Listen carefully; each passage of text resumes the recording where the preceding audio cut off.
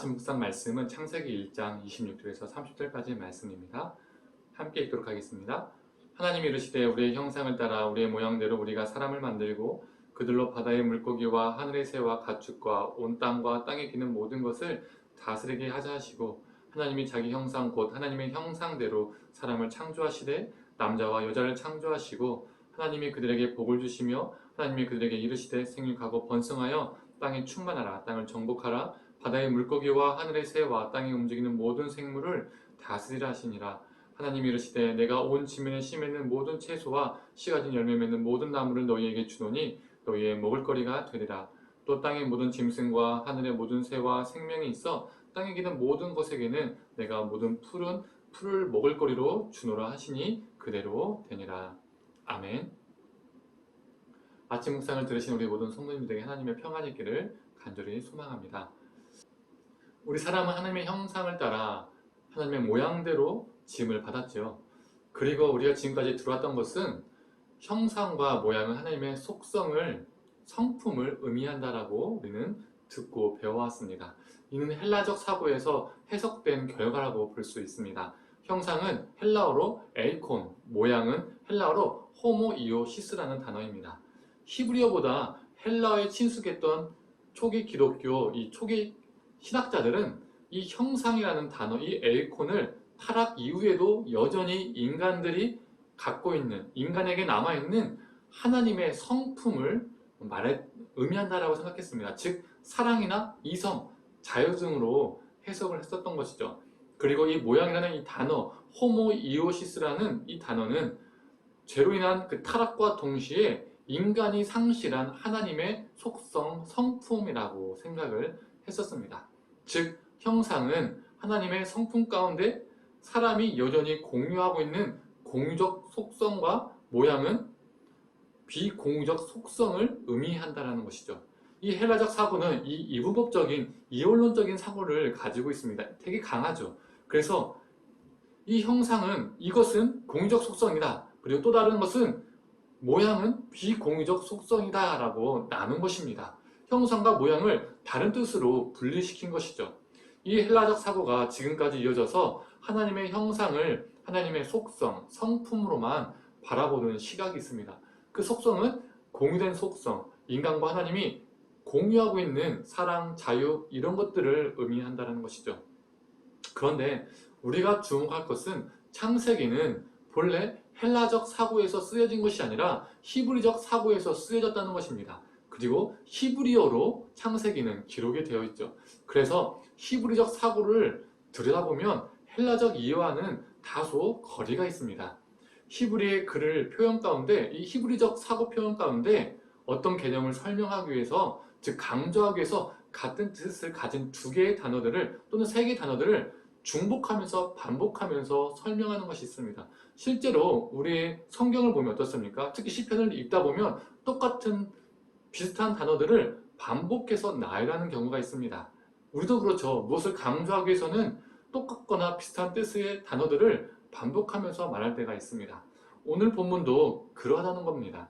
형상과 모양은 다른 개념을 말하는 것이 아니라 같은 개념을 가진 단어들이라는 것이죠. 그렇다면 하나님의 형상은 무엇일까요? 그 시대의 시점과 가치관에서 생각을 해봐야 합니다.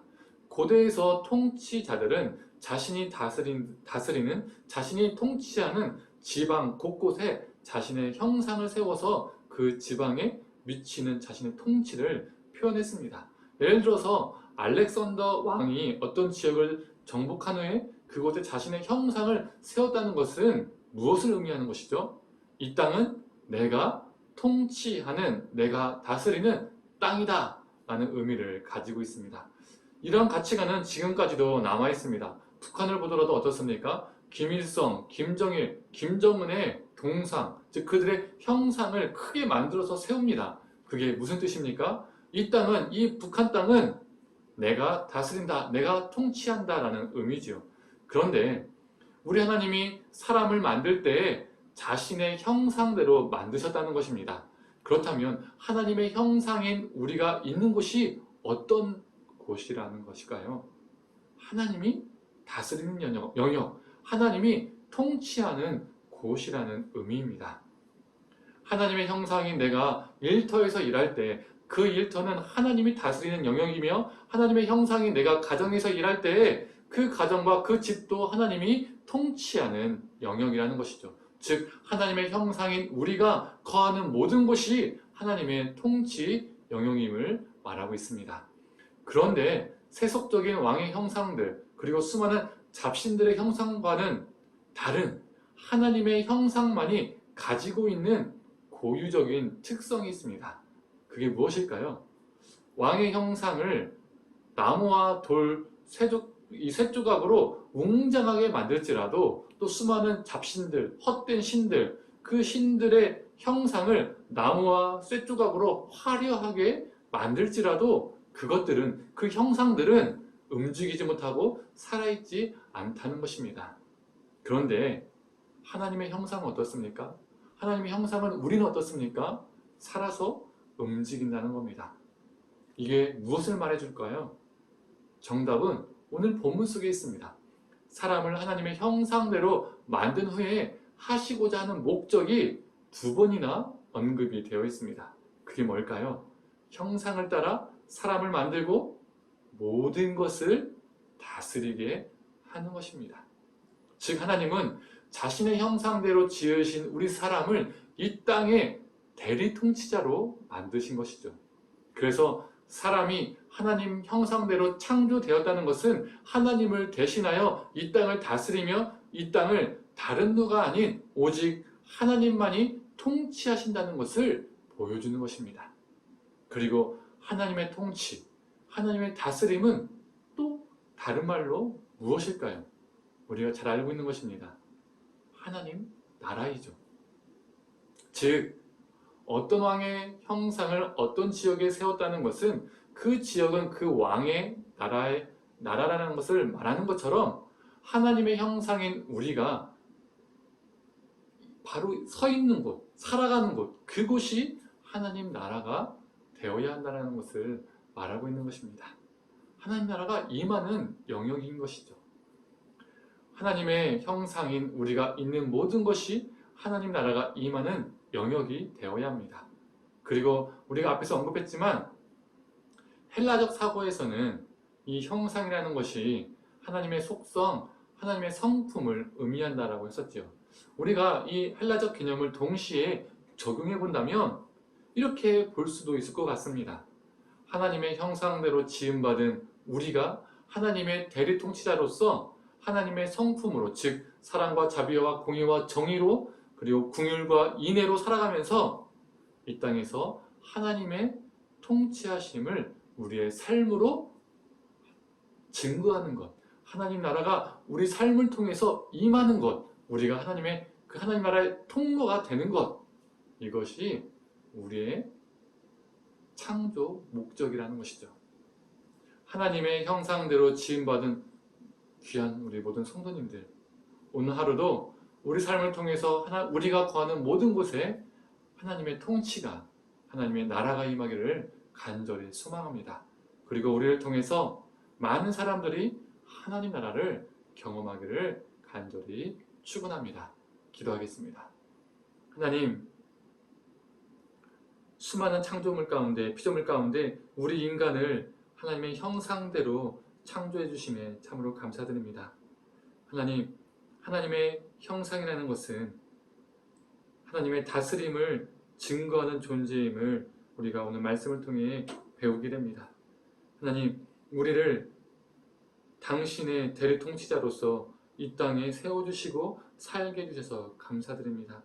하나님, 우리가 하나님의 뜻대로 하나님의 말씀에 순종함으로 이 땅에서 대리 통치자의 역할을 잘 감당하여서 하나님의 형상으로서 하나님의 통치를 이 땅 가운데 증거하고 우리를 통하여 하나님 나라가 이 땅 가운데 확장되게 하여 주시옵소서. 모든 걸 감사드리며 사랑에 많으신 예수님의 이름으로 기도드립니다. 아멘.